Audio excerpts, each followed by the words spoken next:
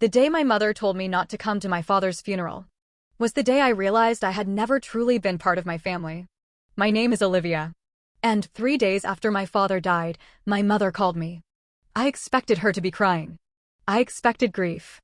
Instead, her voice sounded cold, controlled, like she had rehearsed what she was about to say. She said, "Olivia, your sister and I think it would be best if you don't attend the funeral." I actually laughed. Not because it was funny, because I genuinely thought I had misunderstood. My father had just died, and my own family didn't want me at his funeral. Then she said something that made my blood run cold. She said, "This really isn't your place anymore. Your place. Not your family. Not your home. Your place." And before that week was over, I would discover a secret my parents had hidden for 28 years. A secret that explained why my mother had spent my entire life treating me differently, and why my father had always looked at me with guilt in his eyes. Growing up, I always felt like I was standing outside a window looking in. My older sister Rachel was the center of everything. She looked like my mother. She acted like my mother. She shared my mother's opinions. My mother adored her. People used to joke that they were best friends trapped inside a mother-daughter relationship. Meanwhile, I was different. My hair was darker. My personality was different. I loved books. I wanted to travel. I questioned things. Rachel never questioned anything. She learned early that life was easier when you gave people exactly what they wanted. Especially our mother. My father was the only person who made me feel seen. When I won awards at school, he showed up. When I graduated college, he drove 6 hours to be there. When I got my first apartment, he spent an entire weekend helping me move furniture.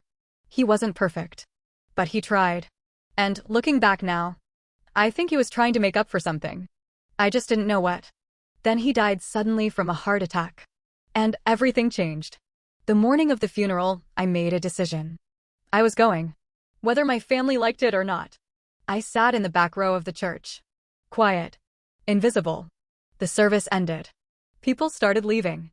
And then an older man approached me. A man I recognized instantly. My father's attorney, Mr. Calloway.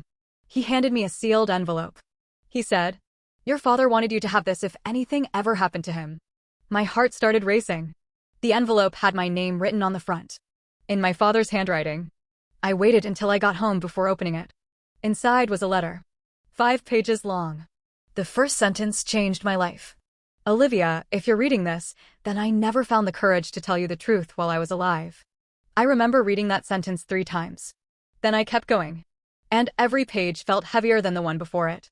28 years earlier, before I was born, my mother had an affair. A long affair. One she never confessed. When she became pregnant, nobody knew who the father was. Not even her. My father knew there was a chance I wasn't biologically his. But he stayed. He signed the birth certificate. He raised me as his daughter. He loved me anyway. The DNA test years later confirmed the truth. I wasn't his biological child. And my mother never forgave me for it. At first, I couldn't breathe. The room felt too small, too quiet, too unreal. Then I reached the last page. And things became even worse. My father wrote, "Your mother blamed you for her own choices." I just sat there staring at the words. Because suddenly, my entire childhood made sense. The distance, the criticism, the favoritism, the way Rachel could do no wrong, the way I always felt unwanted. It was never about me. It was about what I represented. A mistake my mother couldn't erase. A reminder she couldn't escape. Then came the final revelation. My father had tried multiple times to tell me.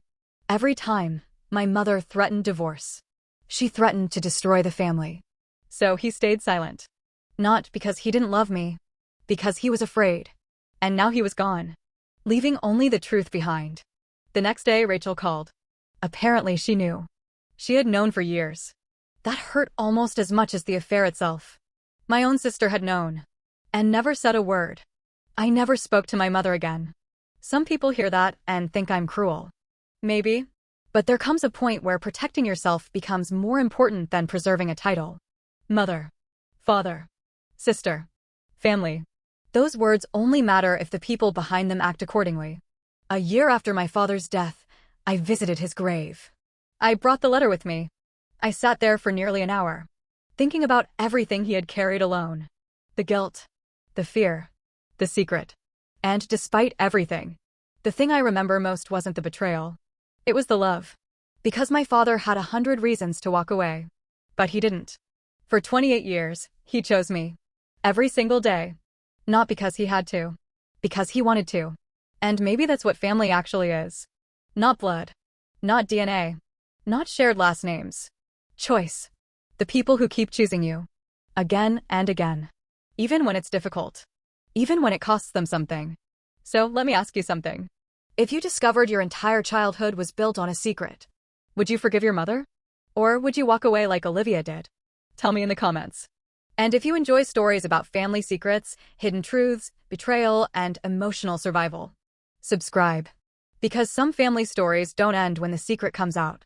Sometimes that's where they begin.